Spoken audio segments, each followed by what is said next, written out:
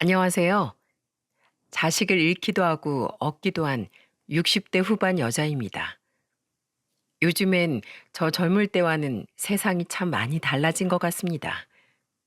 예전엔 며느리가 시부모를 제 부모처럼 모시고 따르는 문화였다면 지금은 오히려 며느리가 불편해하지 않게 시부모가 눈치를 보는 사회죠. 물론 모든 사람들이 다 그렇다는 건 아니지만 며느리 살이라는 신조어가 괜히 나왔겠습니까? 저 또한 그랬습니다.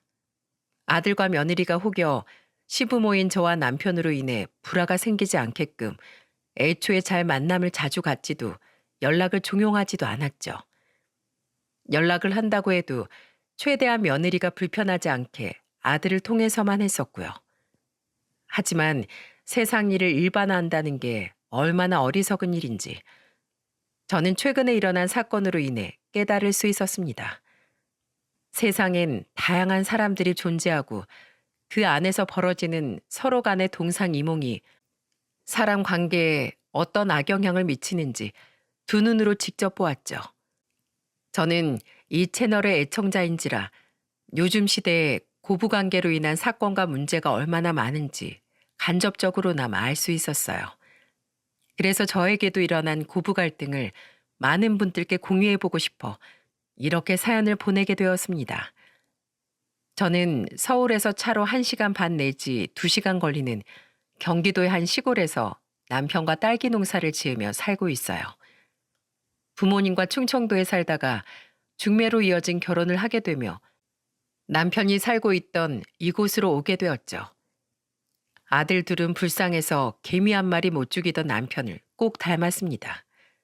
특히 첫째 진우는 얼마나 마음이 선하고 여린지 학교에서 곤충 채집 숙제라도 내주면 잠자리 한 마리, 논두렁에 메뚜기 한 마리 잡을 때도 미안하다며 어찌나 눈물을 글썽였는지 모릅니다. 이렇게 착한 애가 앞으로 이 모진 세상을 대체 어떻게 살아갈지 남편과 진심으로 걱정을 했을 정도로요. 그리고 둘째는 자기 형이 하는 일이면 뭐든 다 따라할 정도로 자기 형 껌딱지로 자랐죠. 연년생이었던 두 아들은 기특하게도 서울의 대학교에 차례로 진학을 했습니다. 특히 첫째 아들은 사회 취약계층 사람들을 돕고 싶다며 사회복지학 전공을 선택했어요. 저와 남편은 조금 무리를 해서 서울의 방 2칸짜리 전셋집을 큰아들에게 구해주었고 바로 다음에 큰아들과 같은 대학, 같은 학과에 붙은 둘째 또한 그 집에 들어가서 살게 되었죠. 넌 대학교에 전공까지 네 형 따라가니? 엄마, 바늘 가는데 실 간다는 거 몰라? 형이 가는 데는 동생도 간다. 아유, 무슨 말도 안 되는 소리야. 그렇게 네 형이 좋아? 형은 내가 아는 사람 중에 제일 멋있는 사람이야. 아, 물론 엄마 아빠 빼고. 대학 졸업 후 큰아들은 전공을 살려 공기업에 취업을 했습니다. 그리고 둘째 아들은 공무원 시험 준비를 시작했어요. 왜? 이번엔 형 따라서 안 가고? 엄마, 취업은 현실이잖아. 난 형이 하는 건 뭐든 다 따라하고 싶긴 한데 형처럼 눈썹 휘날리면서 일에 치일 자신 없어. 난 적당히 벌고 워라밸 좋은 안정적인 삶을 살래. 그래, 제발 회사까진 나 좀 따라오지 마라. 엄마, 제가 저번에 사드린 안마의자 아빠랑 잘 쓰고 계세요? 요새 농사일 하는 게 정 같지 않고 힘드시다면서요. 그러게 주말에 제가 내려와서 딸기 다 수확한다니까 왜 그렇게 무리를 하셨어요? 오늘 내일 제가 다 따고 갈 테니까 이번 주말엔 푹 쉬세요. 아셨죠? 하지만 누구보다 착하고 효자였던 큰아들은 젊디 젊은 나이 27에 그만 교통사고로 뇌사 상태에 빠지고 말았습니다. 퇴근 후 횡단보도를 지나던 큰아들을 졸음운전을 하다 미처 보지 못한 덤프트럭 운전기사가 그만 덮쳐버렸다고 하더군요. 그야말로 청천벽력이었죠. 수술실 앞에서 제발 큰아들의 정신만 돌아오게 해달라고 한 번만 큰아들의 목소리를 더 듣게 해달라고 간절히 빌었건만 결국 큰아들은 영원히 깨어나지 못했습니다. 수술은 무사히 끝났지만 끝내 큰아들은 뇌사 상태에 빠지고 말았어요. 그리고 병원에서 우리에게 조심스레 꺼낸 이야기인 한 번 더 우리의 억장을 무너지게 만들었죠. 큰아들은 몇 년 전에 장기 기증 희망 등록을 신청해 뒀다고 하더군요. 병원 측에선 우리에게 큰아들의 장기 기증에 동의해 줄 수 있냐고 물어보았어요. 결국 저와 남편은 큰아들의 유지를 받들어 장기 기증에 동의를 했습니다. 큰아들은 신장과 간장, 심장, 세 개의 장기를 세 명의 생명에게 나누어 준 후 편안히 눈을 감았어요. 가슴이 갈기갈기 찢어졌지만 돌이켜 생각해보면 참 큰아들다운 마지막이었던 것 같다는 생각을 했죠. 펑펑 울며 용서를 구하던 그 운전기사에게 전 저주를 퍼붓지도 그렇다고 용서를 이야기하지도 않았습니다. 이미 스스로 큰 벌을 받고 있는 사람에게 제가 무슨 말을 하겠습니까? 이후 큰아들을 친 트럭 운전기사는 실형을 받고 교도소에 갔고 큰아들이 언제 존재했냐는 듯 세상은 다시 아무렇지도 않게 돌아갔죠. 부모인 우리는 말할 것도 없거니와 평생 자기 영과 붙어 살았던 둘째는 고시 공부도 멀리하고 한동안 방황하더니 언제 한 번은 저와 남편에게 이렇게 이야기하더군요. 엄마, 아빠, 이젠 내가 형 대신이야. 나 정신 차리고 공부해서 꼭 공무원 시험 합격할게. 그리고 형만큼은 못하겠지만 엄마, 아빠한테도 형 목까지 더 잘할게. 그러니까 엄마, 아빠, 날 봐서라도 힘내. 우리가 계속 슬퍼하면 그 착한 형은 우리가 걱정돼서 차마 저승으로 떠나지도 못할 거야. 그 철없던 아들이 언제 이렇게 의젓해졌는지, 그리고 둘째가 이렇게 된 건 모두 큰아들의 죽음 때문인 것 같아 정말 가슴이 미어졌습니다. 우린 둘째 아들의 말처럼 다시 힘을 내서 일상으로 돌아갔어요. 가끔 울컥울컥 차오르는 큰아들에 대한 그리움에 눈물로 지새는 밤이 있을지언정 둘째의 말처럼 우릴 걱정할 큰아들을 위해서라도 힘을 내야겠다는 생각에 이를 악물고 살아갔죠. 둘째 아들은 고시 공부를 한 지 2년 만에 공무원 시험에 합격했습니다. 사실 그중 반년은 제 형을 잃은 슬픔에 빠져 보낸 날이 대부분이었지만은요. 그렇게 둘째는 구청의 사회복지 공무원으로 일을 하기 시작했어요. 게다가 힘들어서 봉사는 절대 못 다니겠다던 둘째는 생전 자기 형의 유지를 받들려던 건지 봉사단체에 가입해 한 달에 한 번은 주말에 봉사활동을 다니더군요. 그러면서도 다른 주말엔 꼬박꼬박 저와 남편을 보러 집에 내려오기도 했고요. 이후 둘째는 공무원이 된 지 5년 만에 결혼을 했습니다. 결혼 전 처음으로 우리에게 인사를 온 며느리는 둘째에게 들은 것처럼 살갑고 활달한 아가씨였어요. 어머님, 아버님 안녕하세요. 마다희라고 합니다. 많이 모자라지만 모쪼록 잘 부탁드립니다. 어머님, 앞으로 저 많이 가르쳐 주세요. 처음 본 며느리는 시종일관 생글생글 웃으며 어찌나 넉살도 좋은지 우리에게 어머님, 아버님 하며 살갑게 말을 붙이더군요. 그런 며느리에게 하나 특이점이 있었다면 그건 바로 재혼 가정에서 자랐다는 거였어요. 저 아주 어릴 적에 친엄마는 집을 나갔고 아빠는 제가 9살 때 지금 어머니와 재혼을 하셨어요. 그때 어머니가 남동생도 데려왔었고요. 사실 저 남동생하고 조금 차별당하면서 자랐어요. 어머니가 저한테 못되게 굴진 않으셨는데 저에게 별로 관심이 없으셨거든요. 아빠는 원래 집안일엔 관심이 없던 분이라 저에겐 신경도 쓰지 않으셨죠. 그래도 어머님, 아버님, 저 삐뚤어지지 않고 바르게 컸어요. 그러니까 집안 사정이 이렇다고 저 며느리로 안 받아주시면 안 돼요. 네? 저 잘할게요. 밝았던 모습은 어디 가고 가정사를 털어놓던 며느리는 잔뜩 풀이 죽어 있더군요. 저는 그런 며느리의 손을 잡으며 말했습니다.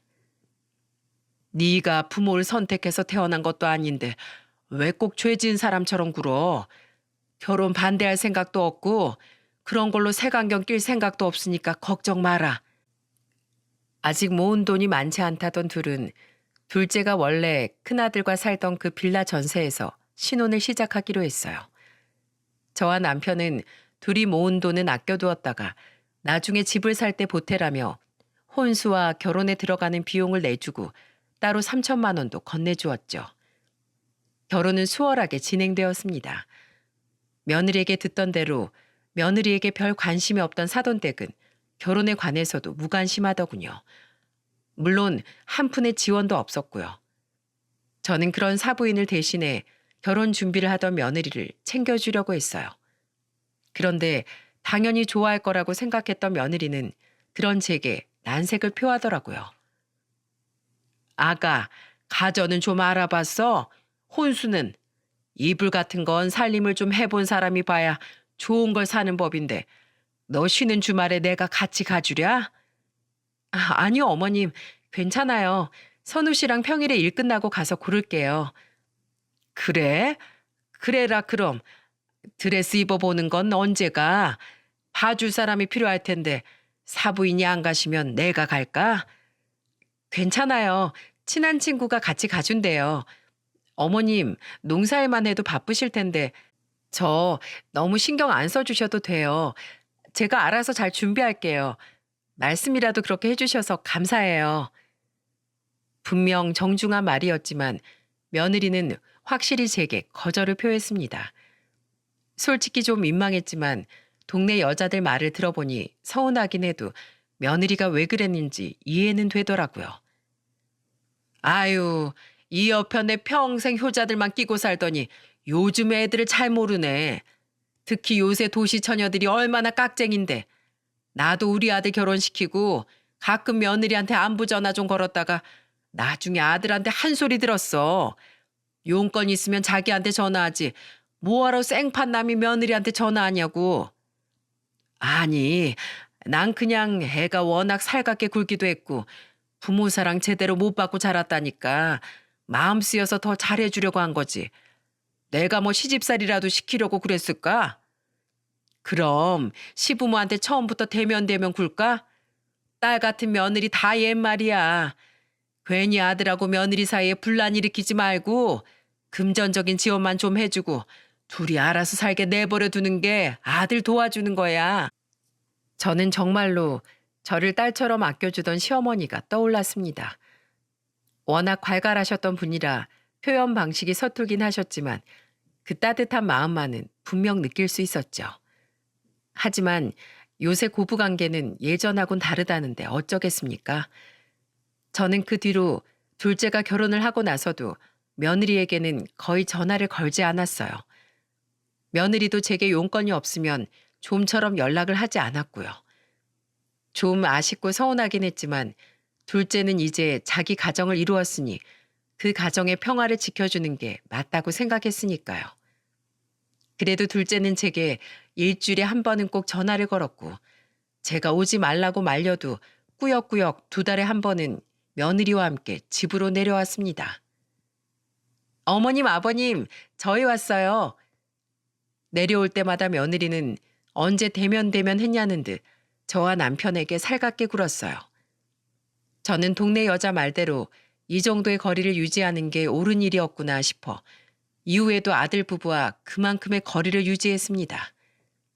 자식을 결혼시킨다는 건 부모로서의 마음 한 부분을 내려놓는 일이라는 걸 저는 둘째를 결혼시킨 후에야 깨달았죠.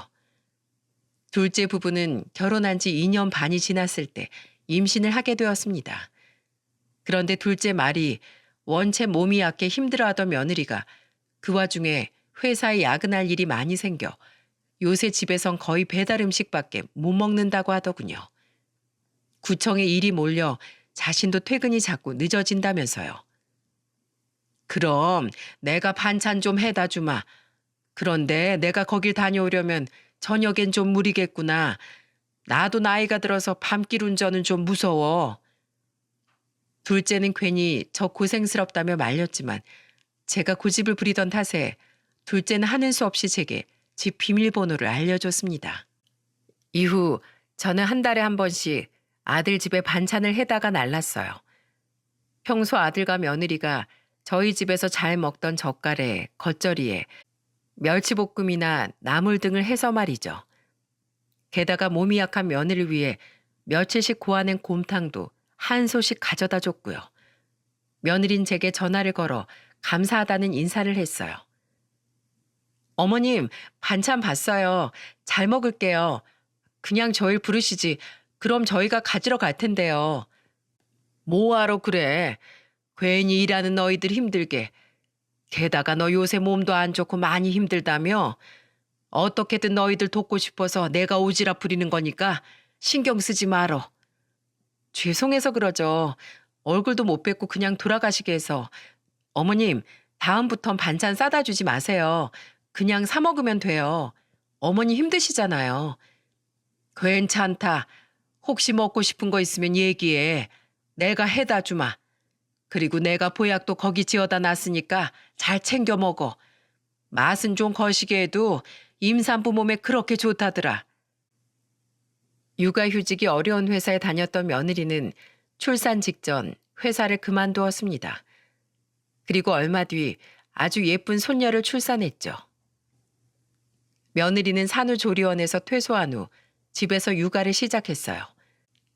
친정엄마의 도움도 없이 혼자 육아하기 얼마나 힘들까 걱정이 되었지만 분명 제가 도와준다고 해도 며느리가 불편해할 것이 뻔했기에 전 이전보다 더 자주 반찬을 해서 가져다 주었습니다. 음식하는 수고라도 덜어주고 싶어서요. 그렇게 손녀가 태어난 지 5개월쯤 지난 어느 날이었어요. 그날도 아들 집에 반찬을 해다 주려 열심히 음식을 하고 있는데 아들에게서 전화가 한 통 오더군요. 엄마, 이번 주에도 반찬 갖다 주러 와? 그래, 왜? 뭐 먹고 싶은 거 있어? 그건 아니고 엄마, 앞으로 미리 전화 주면 내가 퇴근길에 한 번씩 들러서 반찬 가져갈 테니까 힘들게 집으로 오지 마. 갑자기 왜? 엄만 괜찮어. 겸사겸사 내가 한 번씩 엄마 아빠 얼굴 보고 싶어서 그래. 매번 낮에 와서 집사람만 보고 가니까 난 엄마 얼굴 볼 일이 없잖아. 알았지? 아들은 그날 이후 2주에 한 번 정도 집에 들러 직접 반찬을 가지고 갔습니다. 그런데 아들의 얼굴은 날이 갈수록 점점 더 피곤해 보이더군요. 게다가 저와 남편을 보고 싶어서 왔다더니 아들은 집에 들어가 빨리 애를 봐야 한다며 얼마 머물지도 않고 후다닥 반찬을 싣고 돌아가더라고요. 그렇게 며느리와 통화 한 번 없이 아들에게만 반찬을 가져다 준 지 석 달이 흘렀습니다. 그쯤 되니 며느리도 며느리지만 손녀 얼굴이 너무 보고 싶더라고요. 그래서 저는 며느리에게 전화를 걸었죠. 며느리 먼저 전화 건 적이 손에 꼽던 제가 전화를 하니 조금 놀란 목소리로 전화를 받았어요. 어머님, 어쩐 일이세요? 바뀌니? 옆이 소란스럽네. 아니에요. 집이에요. TV를 틀어놔서 그래요. 그래, 잘 됐다. 내가 이따 5시쯤에 반찬 좀 직접 가져다 주려고 하는데 괜찮니? 예린이 얼굴도 보고 싶고 네 얼굴 본 지도 오래된 것 같아서 말이다. 오늘이요? 네, 알겠어요, 어머님. 이따 봬요. 혹시 며느리가 집에 없을까 걱정했는데 다행히 집에 있다던 며느리의 말에 저는 반찬을 싸들고 아들의 집으로 향했죠. 그런데 웬일인지 평소에 막히지도 않던 차가 너무 막혀 저는 6시가 넘어서야 아들의 집에 도착할 수 있었죠. 오랜만에 본 며느리는 제가 온다고 하자 나름 신경을 썼는지 외출복을 입고 있더군요. 편하게 있지. 뭐하러 그렇게 차려입었어? 어머님 뵙는 건데 그래도 예의는 차려야죠. 그동안 반찬 맛있게 잘 먹었어요. 어머니께 전화 드렸어야 했는데 애 보는 게 하도 정신없다 보니 그만 깜빡했네요. 죄송해요. 죄송은 무슨. 괜찮다. 잘 먹었으면 됐어. 저번에 준 반찬은 다 먹었니? 그럼요. 너무 맛있어서 싹싹 비웠어요. 누가 해주신 반찬인데요. 아무튼 어머님 감사해요. 반찬 맛있게 잘 먹을게요. 그래, 나도 오랜만에 예린이랑 네 얼굴 봐서 좋구나. 차 막히기 전에 난 얼른 가봐야겠다. 반찬 냉장고에 잘 넣고 또 필요한 거 있으면 언제든 전화하렴. 저는 배웅 나온다던 며느리를 한사코 집으로 돌려보내며 얼른 밖으로 나왔습니다. 비록 평소에 연락은 잘 없었어도 여전히 살가운 며느리의 모습을 보니 오길 잘했다 싶었어요. 그런데 겨우 계단을 다 내려와 생각해보니 휴대폰을 소파 위에 두고 왔더군요. 아들 집이 엘리베이터 없는 3층에 위치해 있어 다시 계단을 올라갈 생각에 무릎이 욱신거리는 것 같았지만 저는 한숨을 푹 쉬고는 다시 아들의 집으로 향했어요. 초인종을 누를까 했지만 조금 전 막 잠이 든 손녀가 생각나 저는 조심스럽게 비밀번호를 눌렸습니다. 다행히 비밀번호는 아직 바뀌지 않았더군요. 그런데 현관문을 열고 집에 들어간 저는 순간 너무 당황하고 놀라 그 자리에 멈춰서고 말았습니다. 제 눈앞에 펼쳐진 광경은 저를 충격에 빠뜨리기에 무척이나 충분했죠. 매번 반찬 버리기도 귀찮네. 아우, 짜증나. 밖에서 잘 놀고 있었는데 왜 갑자기 오고 난리야? 며느리는 제가 싸다 준 반찬들을 모조리 음식물 쓰레기통에 버리고 있었어요. 맛도 보지 않고 뚜껑을 연 반찬통을 통째로 엎어서 말이죠. 너 지금 뭐 하니? 어머니. 제가 가늘게 떨리는 목소리로 며느리 부르자 제가 다시 온 줄 몰랐던 며느리는 화들짝 놀라며 뒤를 돌아보더군요. 반찬을 버리던 손은 허공에 멈춘 채로 말이죠.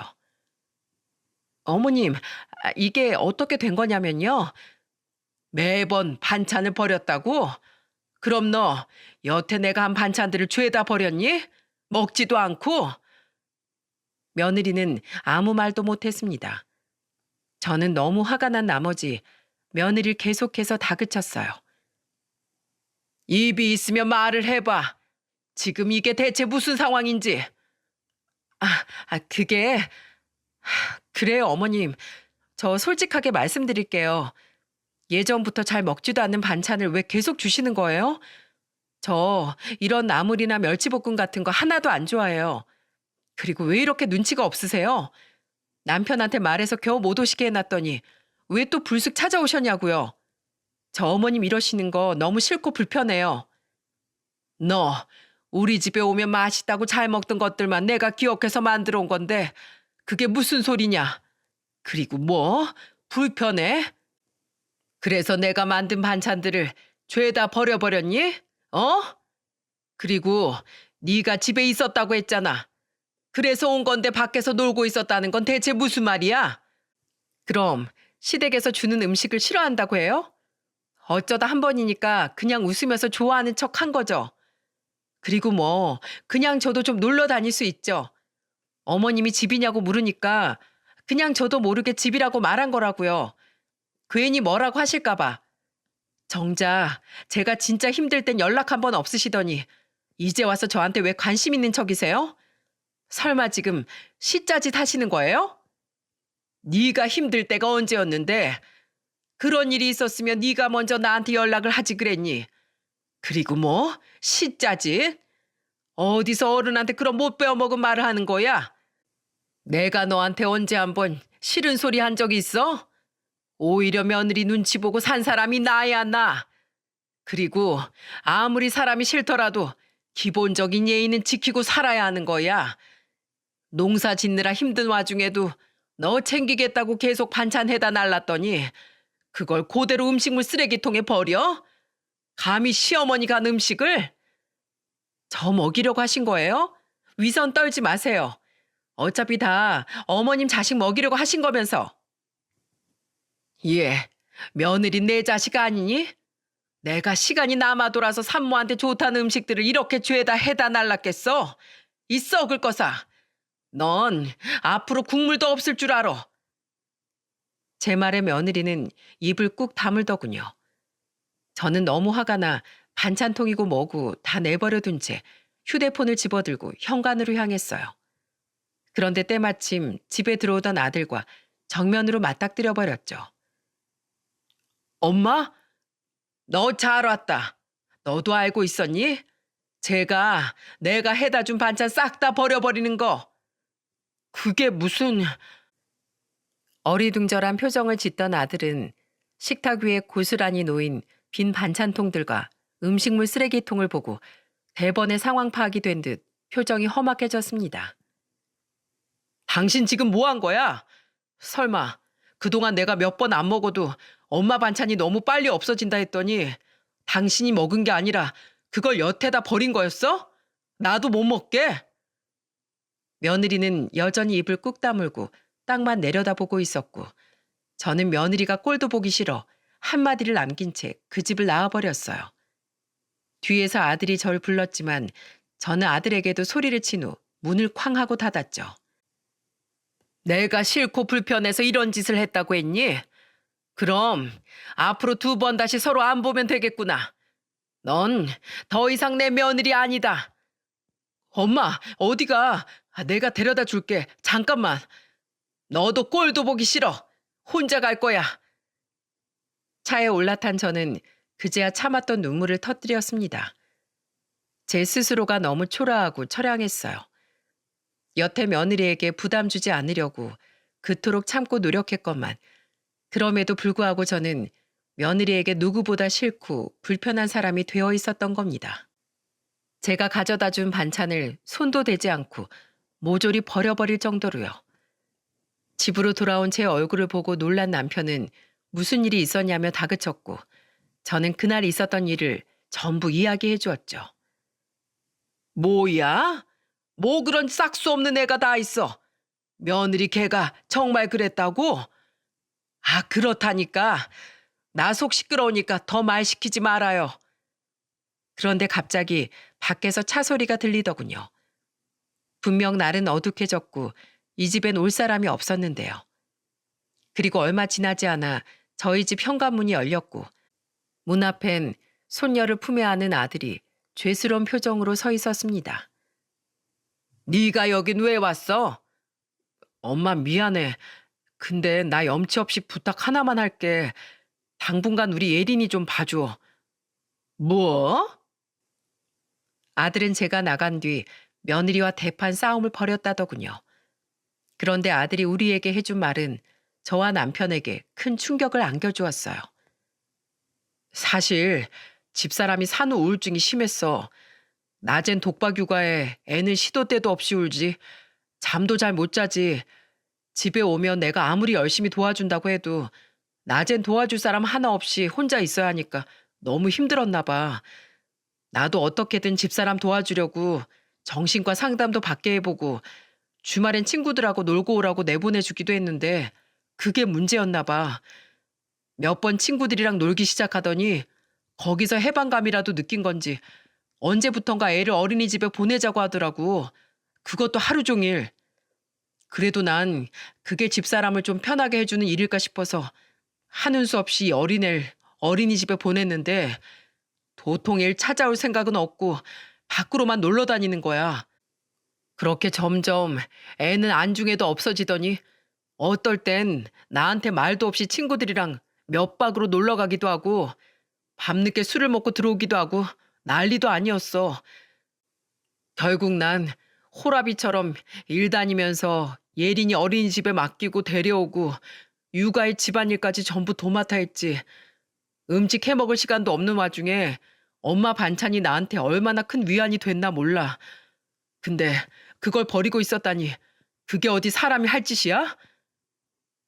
아들은 며느리와 하루가 멀다 하고 싸웠다더군요. 이렇게 살 바엔 차라리 이혼하자고 말이 나올 정도로 말이죠. 아들이 저를 오지 말라고 했던 것도 일도 안 하는 자기가 밖에 놀러 다닌다고 애를 어린이집에 맡긴 걸 시모인 제가 알면 뭐라고 하겠냐며 집에 오지 못하게 하라고 입에 거품까지 물고 며느리가 화를 냈다고 하네요. 왜 자기 멋대로 사는 걸 시모인 제 눈치까지 봐야 하냐면서 말이죠. 그리고 오늘도 손녀를 어린이집에 맡기고 밖에서 놀다가 제가 온다고 하자 불이 나게 손녀를 데리고 집에 왔던 거라고 하더군요. 참 기가 막힌 일이었습니다. 그걸 왜 엄마한테 말을 안 했어? 뭐하러 그래? 엄마 괜히 걱정하고 속만 상하게. 그래도 난 이 시기가 지나면 좀 나아지지 않을까 해서 우리 예린이 엄마니까 내가 참아보려고 했는데 더는 안 되겠어. 애도 내팽개쳐 밖으로 돈만 쓸어 다녀. 거기다가 감히 엄마 음식들을 버린 걸로도 모자라서 엄마한테 되먹지 못한 소리를 해대는 여자랑은 난 더는 못 살아. 우리 애도 못 맡기고 이미 이혼하자고 말하고 나왔어. 그러니까 엄마, 나 당분간만 이 집에서 출퇴근 좀 할게. 우리 예린이 좀 봐줘. 미안해. 아기용품과 자신의 간단한 짐만 싸가지고 나온 아들은 정말로 저희 집에서 출퇴근을 하기 시작했어요. 저는 농사는 남편에게 맡기고 집에서 손녀를 돌봤죠. 그렇게 닷새쯤 지난 주말이었습니다. 집에서 남편과 아들이 손녀를 보는 동안 저녁밥을 차리고 있는데 누군가 초인종을 누르더군요. 그리고 이내 문을 열러 나간 아들의 목소리를 들은 저는 깜짝 놀라 하던 일을 내려놓고 거실을 내다봤어요. 당신이 무슨 염치로 여기까지 찾아와? 어머님, 아버님. 집에 찾아온 사람은 다름 아닌 며느리였습니다. 아들은 잔뜩 화가 난 표정으로 며느리를 노려보고 있었고 남편도 화가 난 표정으로 흠하고 헛기침을 했죠. 그런데 며느리는 며칠 전 저에게 악을 쓰던 모습은 온데간데 없더니 갑자기 털썩하고 무릎을 꿇는 게 아니겠어요? 어머님, 죄송해요. 제가 너무 큰 실수를 저질렀어요. 그냥 전 남편도 너무 밉고 저희 가족은 저한테 신경도 안 쓰는데 힘들어하는 저한테 연락 한 통 없이 남편이랑 손녀만 챙기는 어머님도 믿고 저는 못 받아본 아빠 사랑을 듬뿍 독차지하는 제 딸도 미웠어요. 세상이 저만 왕따시키는 것 같았어요. 뭐? 내가 언제 선우랑 예린이만 챙겼어? 너도 참 답답하다. 임산부한테 좋다는 보약도 몇 번이나 지어다 주고 저번에도 말했다시피 네가 좋아하는 줄 알았던 반찬들 산모한테 좋다는 음식들 죄다 해다 준 게 난데 대체 그게 무슨 뚱딴지 같은 소리야? 전화야, 네가 불편해하는 것 같으니 내 일부러 안 한 거지. 정 전화하고 싶으면 네가 먼저 하지 그랬어. 전 어머님이 오히려 불편하실 줄로만 알고 보약도 뱃속아기 생각만 하고 가져다 주신 줄 알았어요.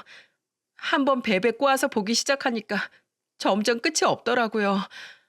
그냥 제가 너무 우울증이 심해서 뭐든 부정적으로 봤었나 봐요. 그런데 사실 자꾸만 저런 생각을 하는 제가 제일 믿고 싫어서 어떻게든 화를 표출하지 않으면 미쳐버릴 것 같았어요. 그래서 애꿎은 어머님 반찬에 화풀이하고 애도 내팽개치고 혼자 놀러 다니고 했는데 제 행동이 너무 과했어요. 죄송해요, 어머님. 여보, 제발 나 한 번만 봐줘. 나 진짜 가족이라곤 당신하고 예린이밖에 없는 거 잘 알잖아. 며느린 거의 통곡을 하듯 고개를 숙이고 울었습니다. 하지만 아들은 그런 며느리에게 매몰차게 이야기했죠. 난 당신한테 몇 번이나 기회를 줬어. 몇 번 가던 정신과의 발길을 끄는 것도 당신이고 제발 적당히만 하라는데도 도를 지나친 것도 당신이야. 산후 우울증에 걸렸다고 다들 당신처럼 이렇게 행동하진 않아. 당신은 정상이 아니야. 거기다 다른 사람도 아닌 우리 엄마한테 한 행동은 난 절대 용서 못해. 협의 이혼 서류 내가 보낸 거 받았지? 우린 나중에 법원에서 봐. 돌아가. 여보. 아들은 며느리를 억지로 일으켜 집에서 쫓아냈어요. 저 또한 며느리에 대한 화가 풀린 건 아니었지만 자기 엄마를 보자 손을 뻗으며 울던 손녀의 모습이 계속해서 눈에 밟히더군요. 그런데 놀랍게도 며느리는 아침부터 저녁까지 이틀을 더 찾아와서 빌었어요. 집에 들여보내주지 않으니 마당에 무릎을 꿇고 말이죠. 너무 이른 아침부터 늦은 밤까지 있길래 차도 없는 애가 대체 뭘 타고 오가고 있는 건가 지켜봤더니 글쎄 저희 동네 근처에 있던 숙박업소에 묵고 있었더군요. 결국 3일째 되던 날 저녁 그동안 며느리를 보며 많은 고민을 했던 아들은 며느리를 일으켜 집으로 데리고 들어왔습니다. 3일을 거의 굶다시피 했는지 며느리의 볼은 푹 패어 있었죠. 그 모습이 너무 애잔해 저도 모르게 마음이 울렁거렸어요. 며느리는 다시 눈물을 쏟으며 말했죠. 여보, 제발 용서해줘. 나 2번 다신 안 그럴게. 무릎이라면 얼마든지 꿇을 테니까 제발 나 버리지만 마. 그래, 좋아. 근데 난 당장은 당신은 못 믿겠어. 그동안 당신이 해온 짓이 있으니까. 당신 어차피 지금 일도 안 하고 있으니까 한 5개월만 여기서 살아. 여기서 우리 부모님 따라 농사 짓고 애도 보면서 우리 엄마한테 뭐든 배워. 너 반찬도 제대로 만들 줄 모르고 심지어 애 이유식도 만들 줄 모르잖아. 우리 엄마한테 애 키우는 법도 배우고 부모로서의 태도랑 인성 교육도 좀 받아. 그럼 내가 이혼 고려해 볼게. 못하겠으면 당장 이혼하고. 정말? 할게. 나 할게. 이혼만 안 한다면 뭐든지 다 할 거야. 어머니, 저 정말로 여기서 지내도 돼요? 그럼 어머님도 저 용서해 주실 거예요? 아들은 저를 미안한 표정으로 바라봤고 남편은 그저 어깨를 으쓱하더군요. 저 알아서 하란 뜻으로 말입니다. 그리고 하도 울어 눈이 퉁퉁 부은 며느리 얼굴을 잠시 바라보다가 저는 한숨을 푹 내쉬곤 고개를 끄덕였어요. 대신 내 교육은 좀 혹독할 거다. 언제든 못 견디겠으면 말해. 대신 그때 예린이는 두고 나가야 한다. 어머니, 감사해요. 저 정말 열심히 할게요. 그렇게 우리의 이상한 합가가 시작됐습니다. 아들의 말대로 며느린 정말 나물 하나 무칠 줄 모르더군요. 게다가 아이 이유식을 만들어 먹이라니까 분유만 만지락대질 않나. 아기 목욕물 받으랬더니 김이 펄펄 나는 온수를 대야에 받질 않나. 정말 입이 떡 벌어졌어요. 넌 정말 애 엄마 맞니? 할 줄 아는 게 고작 기저귀 가는 거야? 죄송해요, 어머니. 자, 봐라. 이맘때 이유식은 이렇게 보드랍게 씹힐 정도로만 묽게 만들어야 돼. 밥 먹이는 시간은 꼭꼭 지키고. 그리고 저 목욕물에 김 펄펄 나는 것 좀 봐라. 닭이 들어가면 통닭이 돼서 나오겠어. 얼른 찬물 듬뿍 섞어. 아유, 느려 터진 거 봐라. 빨리빨리 안 움직여? 처음에 저는 며느리에게 노한 마음이 풀리지 않아 일부러 더 못되게 말을 했어요. 그리고 잠시도 쉴 틈 없이 농사며 집안일을 시키며 부려먹었죠. 그래도 며느리는 곧잘 네네하며 제 말에 토 하나 달지 않고 열심히더군요. 예, 딸기를 그렇게 따면 상해. 상품같이 다 떨어져서 못 팔게 되면 네가 책임질 거야? 죄송해요, 어머니. 제가 농사가 처음이라. 거기 줄길 그렇게 밟으면 어떡하니? 얼른 안 나와? 죄송해요. 어휴, 자 봐. 딸긴 이렇게 손가락 사이에 줄기를 넣고 잘 꺾어서 따야 하는 거야. 저 잘못 딴 딸긴 네가 먹어라. 지금 먹지 마. 씻어서 먹어. 맛있다고 일부러 다른 것들까지 이상하게 따면 안 돼. 그날 며느리는 한 바가지가 넘는 딸기를 모두 꼭지 없이 따버렸습니다. 저희 집에 온 지 한 달째 되던 날이었어요. 집으로 돌아와 잔뜩 풀이 죽어 있는 며느리에게 저는 그 딸기들을 모두 씻어 가져다 주었죠. 그리고 그 옆엔 제가 손수 담근 딸기주 통을 가져다 놨어요. 딸기주 안 먹어봤지? 이거 내가 직접 담근 거다. 얘 선우야, 오늘은 네가 네 아빠랑 예린이 좀 봐라. 난 다이랑 술이나 한잔 하련다. 며느리는 눈이 휘둥그레졌어요. 저는 며느리 앞에 소주잔을 놓고 딸기주 한 잔을 따라주었답니다. 그동안 시짜지 당해보니까 어때? 아주 재밌지? 어머님, 죄송해요. 그땐 제가 정신이 나가서. 됐어, 딸기나 먹어. 이 딸기는 좋아하는 척이 아니라 진짜로 네가 좋아하는 음식 맞지? 또 억지로 좋아하는 척 할 거면 하지 마라. 사람 바보 만들지 말고. 아니에요, 맛있어요, 어머님. 저는 그렇게 며느리와 처음으로 마주 앉아 술잔을 기울였습니다. 그런데 딸기주가 생각보다 독했는지 며느리 얼굴이 새빨개진 게 꽤나 일찍 취한 것 같더라고요. 며느리는 대뜸 제게 이렇게 말하더군요. 어머님, 저 사실 너무 힘들어요. 어머님 가르침은 너무 스파르타예요. 이건 뭐 제가 군대라도 온 기분이라니까요. 뭐? 언젠 시키는 대로 다 한다며? 그래도요. 이 팔목 좀 보세요. 이렇게 톡 치면 부러질 것 같은 손으로 농사 배우랴, 육아 배우랴, 음식 배우랴. 하루 종일 얼마나 제가 힘든 줄 아세요? 저번에 저한테 며느리도 자식이라고 소리를 막 치시더니 어머님 자식이어도 이렇게 하셨을 거예요? 네가 내 자식이었어 봐라. 애초에 그런 되먹지 못한 행동을 하게 키웠겠냐? 설사 그랬다면 지금쯤 내가 몽둥이로 다리 몽댕이를 분질러 버렸을 거다. 그럼 그냥 며느리 할게요. 어머님 죄송해요. 제가 사실은 어른이랑 어떻게 친해져야 하는지, 부모라는 존재랑 어떻게 소통해야 하는지 하나도 몰라요.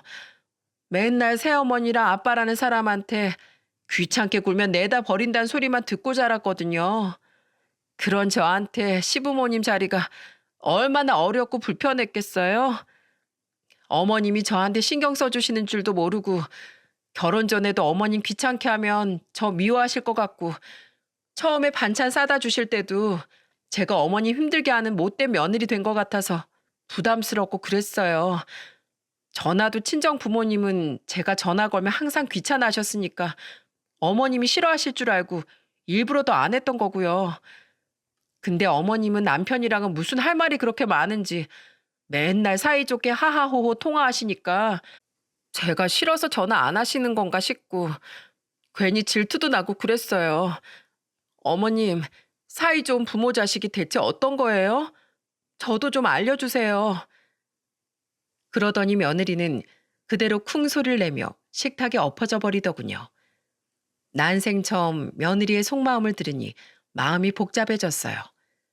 이 불쌍한 것이 짠하기도 하고 왜 이렇게 베베 꼬이게 자라야 했을까 안타깝기도 했죠. 소리에 놀란 아들이 달려왔기에 저는 며느리를 방으로 옮겨 눕히라고 말해줬네요. 다음 날 며느리는 전날의 기억이 고스란히 남아있는지 제 얼굴을 쳐다도 보지 못하더군요. 저는 그런 며느리의 등짝을 두들기며 잔소리를 했습니다. 으이구, 술은 이길 수 있는 만큼만 마셔야지. 너니 엄마한테 술부터 다시 배워야겠다. 네? 엄마요? 그럼 시엄마는 엄마 아니니? 넌 며느리니까 당연히 내 자식이지. 넌 이제 큰일 났어. 앞으로 또 전처럼 되먹지 못한 행동 하기만 해봐라. 그땐 진짜 얄짤 없어. 전에 말한 것처럼 다리 몽둥이를 아주 분질러 놓을 거야. 알았어?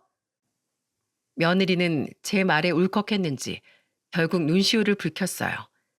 그 모습을 보던 저까지 괜히 코끝이 메워져 저는 며느리에게 얼른 손녀 밥부터 주고 오라며 호통을 쳤네요. 술에 취해서였긴 하지만 한번 제게 마음을 활짝 여 며느리는 이후론 한결 더 편해진 모습을 저와 남편에게 보여주었죠. 항상 내내 하던 며느리는 가끔씩 제게 힘들다고 투정을 부리기도 했고 서로 네가 한 무생채가 맛있네, 내가 한 게 더 맛있네 하며 투덕거리기도 했죠. 그 모습을 본 남편은 제게 넌지시 이렇게 말하더라고요. 당신 예전부터 딸 가지고 싶다고 노래 부르더니 결국 생겼구만, 딸. 나한테만 딸이유? 당신한테도 딸이지. 얘 다이야. 네 아빠 간식거리 좀 챙겨드려라. 노인네가 입이 심심하니 시덥잖은 소리만 해댄다. 아빠, 뭐 드실 건데요? 떡 좀 드려요? 떡 좋지. 선우야, 너도 먹을 거냐? 네, 좋죠. 여보, 나 예린이 재우고 올게. 안 돼. 아직 예린이 잘 시간 아니야. 지금 자면 이따가 못 자. 당신 아빠가 그런 것도 몰라? 며느리는 어느덧 육아에 익숙해져 오히려 아들을 가르치는 지경에 이르렀습니다. 게다가 농사도 집안일도 꽤나 손에 익었는지 나중엔 저보다 먼저 일어나서 밥을 해놓고 밭일을 하러 가자고 저를 퇴근하기까지 하더라고요. 며느린 그렇게 무려 8개월을 저희 집에서 지냈습니다. 처음 약속한 5개월이 지났을 때 며느리는 오히려 조금만 더 여기 있으면 안 되냐고 떼를 썼거든요. 심지어 8개월이 지났을 때도 안 가고 싶어하는 눈치였지만 아들이 계속해서 이 먼 거리를 출퇴근하는 것도 무리였고 서울 전셋집 계약 만료도 얼마 남지 않아 겸사겸사 자가 구매를 위해 집을 알아보러 다녀야 했기에 어쩔 수 없이 며느리는 아들을 따라 손녀와 함께 서울로 돌아갔죠.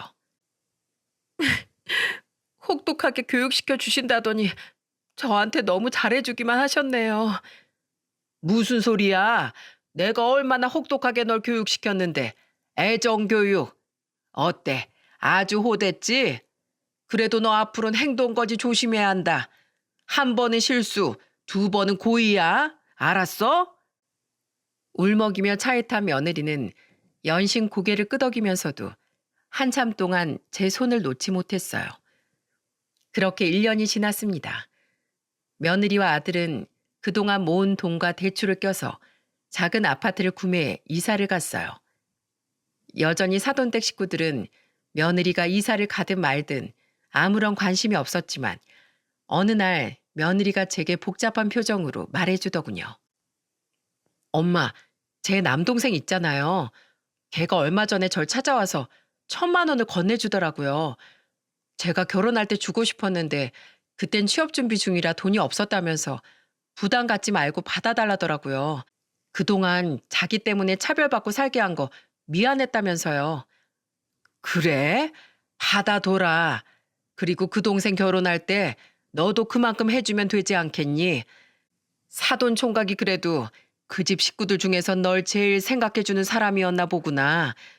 가족이란 참 어려운 존재야. 그렇지? 저는 이제는 저와 남편에게 엄마 아빠라고 부르던 며느리를 꼭 안아주었어요.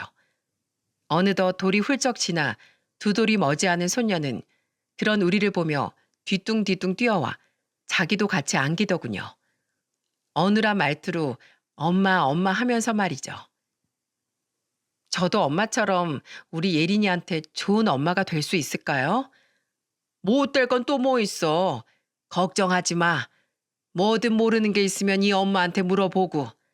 네 뒤엔 항상 이 엄마가 있으니까 뭐든 겁낼 것 없어. 알았지? 저와 남편은 조만간 땅을 팔고 작은 텃밭만 가꾸며 그 돈으로 여생을 즐기려고 합니다. 아무리 평생 해온 농사라지만 요즘 들어 남편도 저도 몸이 따라주지 않는다는 걸 뼈저리게 느끼고 있거든요. 며느리와 아들은 자기들이 주말마다 내려와서 돕겠다고 했지만 부모의 일을 자식에게까지 떠넘기고 싶지 않아 저는 두 사람의 제안을 거절했죠. 며느린 최근 이직에 성공해 회사를 다니고 있습니다. 그래서 이전처럼 저희 집에 자주 내려오지 못한다며 전화로 징징거리더라고요. 스피커폰으로 통화 내용을 다 듣고 있던 남편은 그래, 나도 우리 딸 보고 싶어서 죽겠다 하며 너스레를 떨었죠. 요즘 남편은 아들보다 며느리를 더 좋아하거든요. 노년에 철부지 귀한 딸이 생겼다며 말이죠. 지금도 아들과 며느리는 손주를 데리고 한 달에 한 번은 저희 집으로 내려와서 주말을 보내고 갑니다. 며느리는 볼 때마다 서울로 올라와 함께 살자고 말하지만 전 지금 이 집을 떠나기 싫어요. 아들과 며느리가 이사를 한 후 유일하게 큰아들의 흔적이 묻어있는 곳이니까요. 지금 우리 가족의 이런 행복한 모습을 하늘에서 큰아들이 지켜보고 있을까요?